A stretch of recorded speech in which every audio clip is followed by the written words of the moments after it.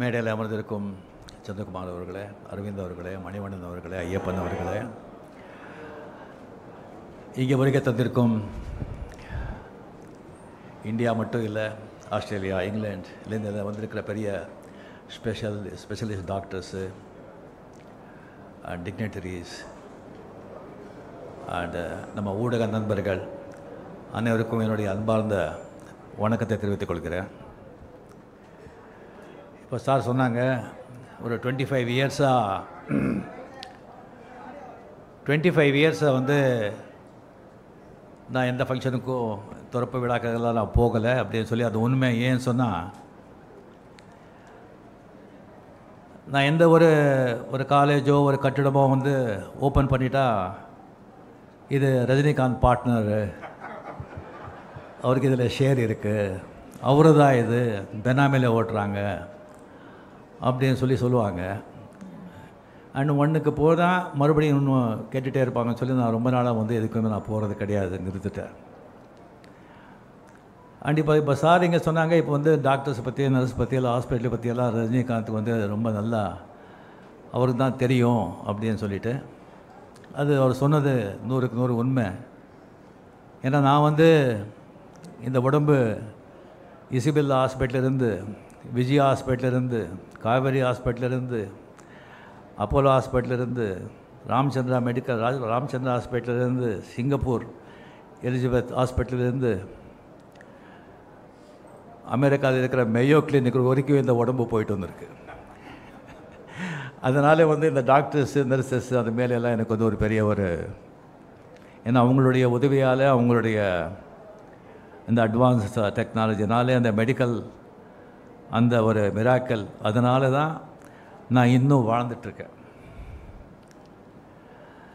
So இங்கே வரும்போது ஆக்சுவலாக இந்த இடம் வந்து பார்க்கும்போது எனக்கு பழைய நினைவெல்லாம் எனக்கு ஞாபகம் வருது. இங்கே ஏவிஎம் ஸ்டுடியோவில் வந்து நீங்கள் வந்து 45 இயர்ஸுக்கு முன்னால் எல்லாமே வந்துட்டு இந்த பிளேஸ், அங்கெல்லாம் வந்து ஸ்டுடியோஸ் எல்லாம் இருக்கும், முத்துராம சார் அங்கே இருக்காங்க, ஃப்ளோர்ஸ் எல்லாம் இருக்கும். இந்த பிளேஸ் மட்டும் என்ன பண்ணுறாங்கன்னு சொன்னால், ஒரு வந்து மேடு பள்ளம், ஒரு செடிகள் அந்த மாதிரி வந்து விட்டுருப்பாங்க. நம்ம அவுட்டோரில் ஷூட்டிங் பண்ணால் இங்கே வந்து ஒரு பேட்சப் பண்ணுறதுக்கு வந்து இங்கெல்லாம் ஷூட் பண்ணுவோம். அதுக்கப்புறம் சில நாட்கள் ஆன பிறகு ஏவிஎம் ப்ரொடக்ஷன்ஸ் வந்து ஒரு சம்சாரம் ஒரு மின்சாரம்னு சொல்லி ஒரு படம் எடுத்தாங்க. அது வந்து கம்ப்ளீட்டாக வந்துட்டு ஒரு வீடு, ஒரு 80% வந்து அந்த வீட்லேயே ஷூட்டிங். அதுக்காக வந்து ஃப்ளோரில் வந்து செட் போட வேண்டாம், எப்படி அந்த காலி இடம் இங்கே இருக்குது அதை க்ளீன் பண்ணிவிட்டு ஒரு தெருவெல்லாம் போட்டு ப்ராப்பராக வந்து ஒரு வீடே கட்டிடலாம் அப்படின்னு சொல்லி ஒரு வீடே வந்து ப்ராப்பராக கட்டிட்டாங்க. அந்த சம்சாரம் ஒரு மின்சாரம் விஷு, அமரர் விஷு, மிகப்பெரிய டேலண்டட். அவர் வந்து டைரெக்ஷன் பண்ணி கதை வசனம் எல்லாம் எழுதி ஆக்ட் பண்ணார். அந்த படம் வந்து சூப்பர் டூப்பர் ஹிட். அவர் என்ன இன்வெஸ்ட் பண்ணாங்களோ அதை விட 200 மடங்கு வந்து அந்த படம் வந்து கலெக்ட் பண்ணிடுச்சு. அது ஒரு ராசியான வீடுன்னு ஆகிடுச்சு. ஸோ யார் நம்ம ஷூட் பண்ணால் கூட அந்த வீட்டில் வந்து ஒரு 2 சீனு 3 சீனு நம்ம படம் ஷூட் பண்ணுறோம், அந்த படம் சூப்பர் ஹிட் ஆகும். அது ஒரு சென்டிமெண்ட் மாதிரி ஆகிடுச்சு. இப்போ என் படங்க கூட 5-6 படம் வந்து இங்கே வந்து நம்ம ஷூட் பண்ணியிருக்கோம், எல்லாமே ஹிட்டாக இருக்குது. ஸோ ஒரு ராசியான இடத்துல ஒரு ராசியான ஆளுங்க வந்து இந்த ஹாஸ்பிட்டல் ஓப்பன் பண்ணியிருக்காங்க. இது பயங்கரமாக மிகவும் பேரும் புகழும் பெறும் அப்படிங்கிறதுல எனக்கு அந்த சந்தேகமும் கிடையாது. ஸோ இந்த ஹாஸ்பிட்டலுக்கு வந்து போகிறது வந்து ஒன்று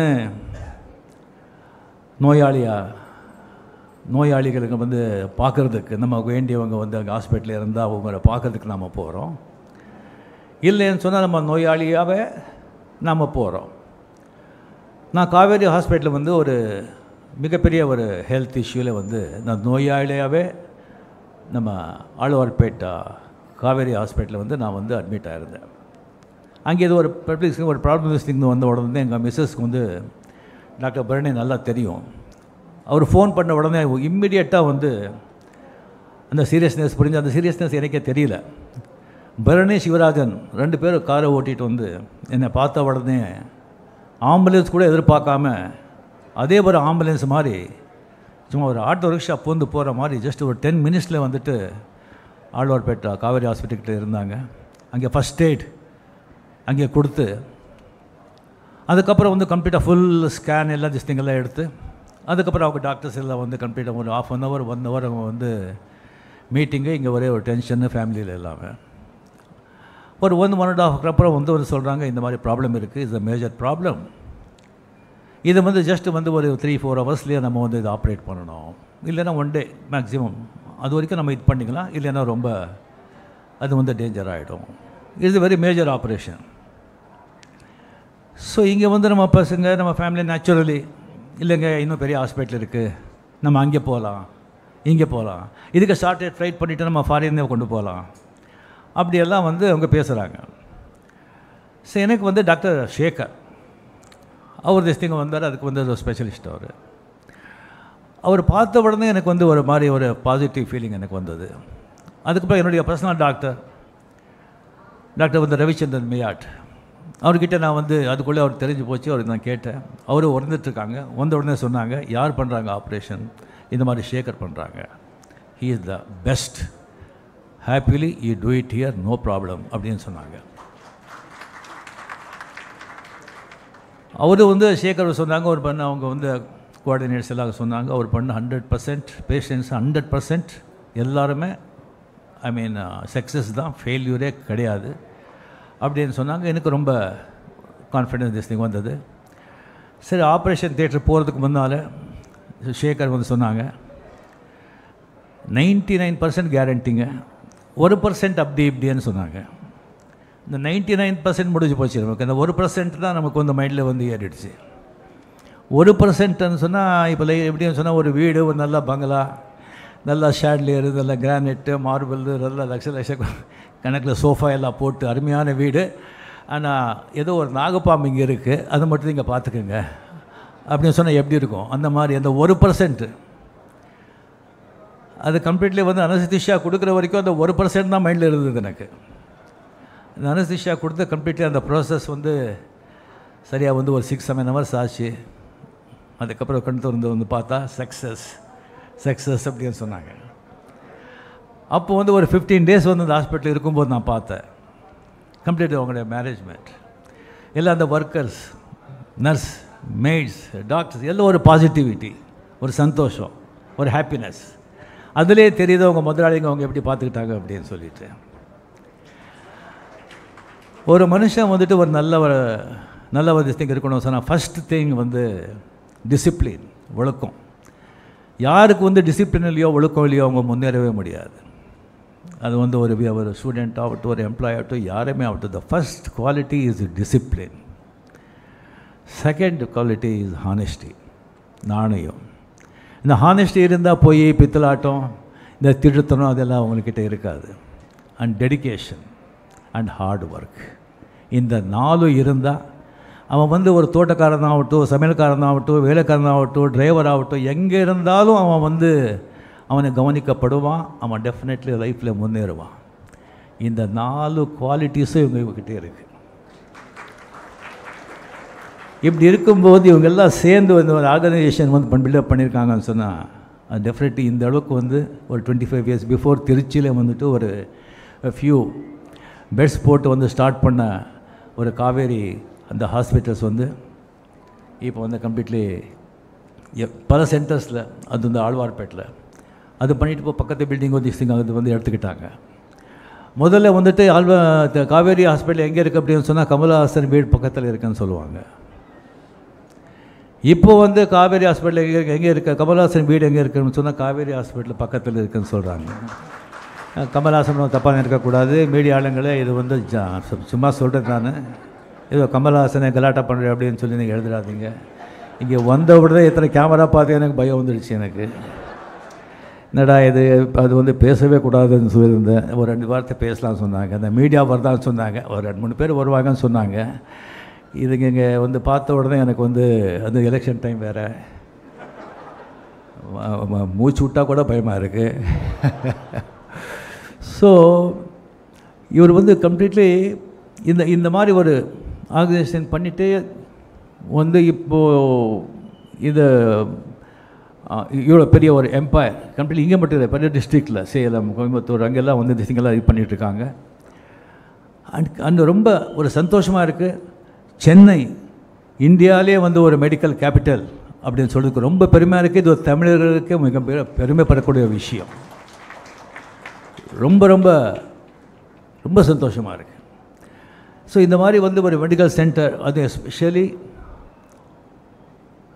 and all organs, multiple organs transplant, அதுக்கு ஒரு ஸ்பெஷலைஸ் பண்ணி ஒரு சென்டர் பண்ணுறங்கிறது I think very very very very few. அதுக்கு வந்து இம்பார்ட்டன்ஸ் கொடுக்கறது வந்து ஐ am really really happy. And இங்கே வந்து மாடர்ன் டெக்னாலஜி வந்து டெவலப் ஆகிட்டே இருக்குது. அந்த மாடர்ன் டெக்னாலஜி வந்து அப்டேட் பண்ணிக்கிட்டு அவங்களுக்கு வந்து எல்லாம் வந்து ஃபாரினில் வந்து எல்லாம் கான்ட்ராக்ட்ஸ் எல்லாம் இருக்கிறதுனால அந்த எக்யூப்மெண்ட்ஸ் ஆல்சோ இதை மாடர்ன் எக்யூப்மெண்ட்ஸ் எல்லாம் வந்து இம்போர்ட் பண்ணி இங்கே வந்து அக்யூமுலேட் பண்ணியிருக்காங்க. அது மட்டும் இல்லாமல் அவங்க வந்து கம்ப்ளீட்டாக கொலாபரேட் பண்ணி லண்டனில், ஆஸ்திரேலியாவில் இருக்கிற ஹாஸ்பிட்டல், பெரிய பெரிய ஹாஸ்பிட்டலில் வந்துட்டு அவங்களுக்கு ஒரு நல்ல ஒரு ரிலேஷன்ஷிப் இருக்கிறதுனால அங்கே இருக்கிற டாக்டர்ஸும் வந்துட்டு இங்கே வந்து அவங்க வந்து சர்வீஸ் பண்ணுறாங்க, வந்து ப்ராக்டிஸ் பண்ணுறாங்க, வேலை பண்ணுறாங்க. அங்கேருந்து வர்றாங்கன்னு சொன்னால் அவங்களுக்கு வந்து நம்ம இந்தியாவோட ஒரு பெரிய ஒரு அறிவு இருக்குதுன்னு நான் சொல்ல மாட்டேன். But only think there exposed. அந்த மெடிக்கல் அட்வான்ஸ்மெண்ட் வந்துட்டு அவங்க வந்து அப்டேட்டில் இருப்பாங்க. ஏன்னு சொன்னால் ஃபாரின்ல எல்லாம் வந்து ரிசர்ச் சென்டர் அதுக்கு வந்து ரொம்ப முக்கியத்துவம் கொடுப்பாங்க. பில்லியன்ஸ் ஆஃப் டாலர்ஸ் அதை இன்வெஸ்ட் பண்ணுறாங்க. That is most important. அது கொடுத்துட்டு அவங்க வந்து இந்த சயின்டிஃபிக்காக வந்துட்டு மெடிக்கலில் எல்லாமே வந்து அவங்க அப்டேட்டில் இருப்பாங்க. நாளுக்கு நாள் சேஞ்ச் ஆகிட்டே இருக்கும். எப்படி அரசியலே வந்துட்டு எலெக்ஷன் டைமில் ஒவ்வொரு மணி நேரத்துக்கும் எப்படி சேஞ்ச் ஆகுமோ அந்த மாதிரி அட்வான்ஸ்மெண்ட் மெடிக்கல் ஆகிட்டே இருக்கும். அது அப்டேட்டில் இருக்காங்க இவங்க எல்லாம். இப்போ இதெல்லாம் நீங்கள் பார்த்தீங்கன்னு சொன்னால் எனக்கு வந்து திங்க் குளோபலி ஆக்ட் லோக்கலி அப்படிங்கிறது எனக்கு ஞாபகம் வருது. கம்ப்ளீட்லி எல்லாமே குளோபலில் இருக்கிற கம்ப்ளீட் எல்லாம் த பெஸ்ட் டாக்டர்ஸ் இங்கே கொண்டு வந்து லோக்கலில் அவங்க வந்து இறக்கியிருக்காங்க. இது டெஃபினெட்லி ரொம்ப ரொம்ப ஒரு சந்தோஷமாக இருக்குது. அண்ட் இன்னொன்று வந்து நீங்கள் பார்த்தீங்கன்னு சொன்னால் இப்போ இந்த ஃப்ளாட்ஸ் எல்லாம் வந்து நீங்கள் விற்கிறாங்க. அந்த ஃப்ளாட்ஸ் விற்கும்போது அட்வர்டைஸ்மெண்ட் எல்லாம் கொடுக்கும்போது எல்லாம் அவங்க வந்து இங்கே பக்கத்துலேயே வந்து ரயில்வே ஸ்டேஷன் இருக்குது, பக்கத்துலேயே பஸ் ஸ்டாண்ட் இருக்குது, பக்கத்துலேயே ஸ்கூல் இருக்குது, பக்கத்துலேயே மளிகை கடை மார்க்கெட் இருக்குது. நீங்கள் வாங்குங்கன்னு சொல்கிறாங்க. பக்கத்துலேயே ஒரு நல்ல ஹாஸ்பிட்டல் இருக்குதுன்னு சொல்லி யாருமே பண்ணுறது கிடையாது. இது எல்லாத்தையும் விட ஹாஸ்பிட்டல் தான் ரொம்ப இம்பார்ட்டண்ட். இப்போ வந்து யாருக்கு எந்த வயசுக்கு, பெரியவருக்கு இல்லை, எந்த வயசுக்கு யாருக்கு எந்த வியாதி வரும்னு தெரியாது. ஏன்னா எல்லாமே பல்யூட் ஆகிடுச்சு. காற்று, தண்ணி, பூமி, ஈவன் கலப்படம், எல்லாத்துலேயும் பச்சை குழந்தைங்க மருந்து, அந்த மருந்துலேயும் கலப்படம் பண்ணுறாங்க. அவங்களுக்கு என்ன பண்ணணும்? கையில் பேடி போட்டு தெருவில் எடுத்துகிட்டு போய் வந்து சாகிற வரைக்கும் அவங்களுக்கு வந்து சிறையில் போடணும். ஸோ இந்த மாதிரி வந்து ஒரு கம்ப்ளீட்லி வந்து ஒரு ஹாஸ்பிட்டல் அர்ஜென்ட் திங் அப்படின்னு சொன்னால் ஒரு ஹாஸ்பிட்டலுக்கு கொண்டு போகணும்னு சொன்னால் இந்த டிராஃபிக்கில் வந்துட்டு 10 நிமிஷத்துக்கு போகிறது வந்து 1 hour 1.5 hour 2 hours ஆகும். அவன் போய் சேர்றதுக்குள்ளே வந்து அந்த டிசீஸுக்கு வந்து அதை வந்து மெடிசனோ அது க்யூர் பண்ண முடியுமோ தெரியாது. அதனால் எத்தனையோ உயிர் கூட போயிருக்கு. ஸோ இந்த மாதிரி வந்து ஒரு பிளேஸில் வந்துட்டு இந்த மாதிரி ஒரு ஃபெசிலிட்டிஸோட இந்த மாதிரி ஒரு ஹாஸ்பிட்டல் வந்து இருக்கிறது வந்து ரியலி இந்த வடபழனி எங்கள் சுற்றி வாழ்கிற மக்களுக்கும் எல்லாருக்கும் தமிழ் சென்னைக்கு வந்து மிகப்பெரிய வரப்பிரசாதம். இது வந்து நான் மட்டும் அவங்கக்கிட்ட கேட்டுக்கிறது நான் சொன்னேன். இப்போ வந்து நிறைய காஸ்ட்லி ஆகிடுச்சு மெடிக்கல் எக்ஸ்பென்ஸ். இல்லை ஆப்ரேஷன் இங்கே பெரிய ஆப்ரேஷன் அப்படின்னு சொன்னால் லேக்ஸ் கணக்கில் ஆகுது. ஓன்லி பணக்காரங்க மட்டும்தான் அதை வந்து தி கேன் அஃபோர்டு.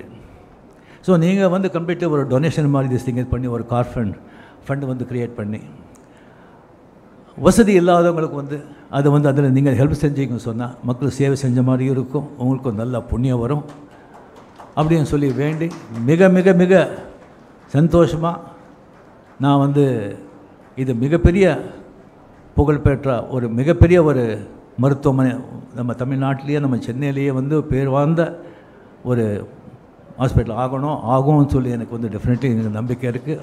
ஆகும். ஆண்டவனை வேண்டிக்கிறேன். நன்றி, வணக்கம்.